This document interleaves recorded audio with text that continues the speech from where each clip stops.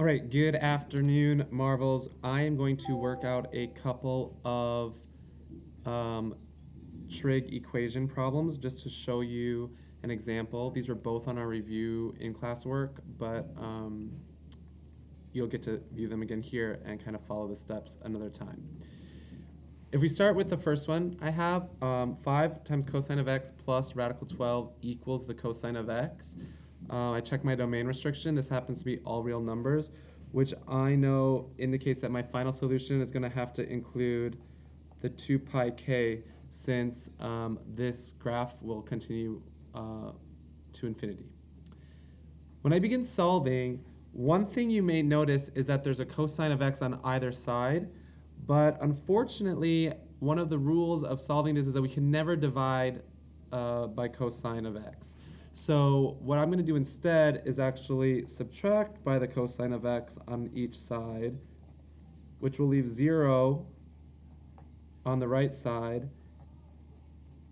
and 5 times the cosine of x minus the cosine of x is actually going to equal 4 times the cosine of x plus radical 12. Another thing you might have noticed is that 4 and radical 12, or in the beginning 5 and radical 12, are not numbers on the unit circle. We like to have values that are on the unit circle because it reaffirms that what we're doing is correct.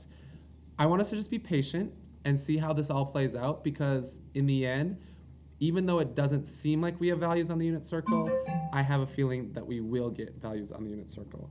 So step 1 would be to subtract radical 12 from both sides,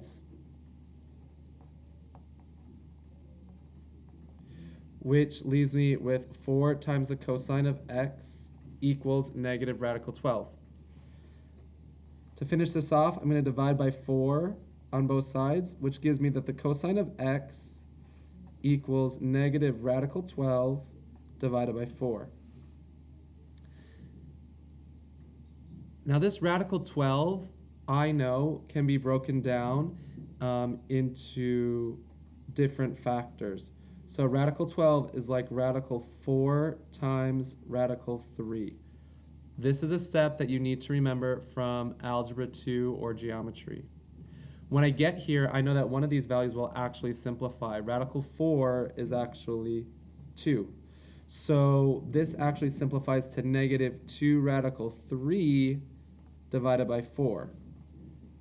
At this point, I can continue to simplify because I have a 2 in the numerator and a 4 in the denominator, so I can eliminate that factor of 2, and what I'm left with is the cosine of x equals negative radical 3 over 2. This is something I can work with. I know that this value exists on the unit circle. Even if it's a negative value and it's a cosine, I'm thinking about where is cosine negative on the unit circle. Cosine is negative in quadrants 2 and quadrant 3. So if I look in these quadrants on my unit circle for an x value of negative radical 3 over 2, I know that I'm going to find that at 5 pi over 6 and also 7 pi over 6. But before I can box it as my final answer, I need to recall that my domain restriction shows that I need to add all of the possible equivalent radian measures that correspond to these two places on my graph.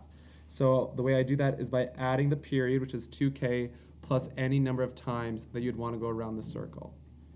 So my solutions are 5 pi over 6 plus 2 pi k and 7 pi over 6 plus 2 pi k, where k is any integer.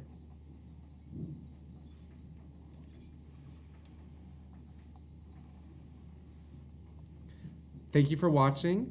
Stay tuned. We're going to do the second one in just a moment.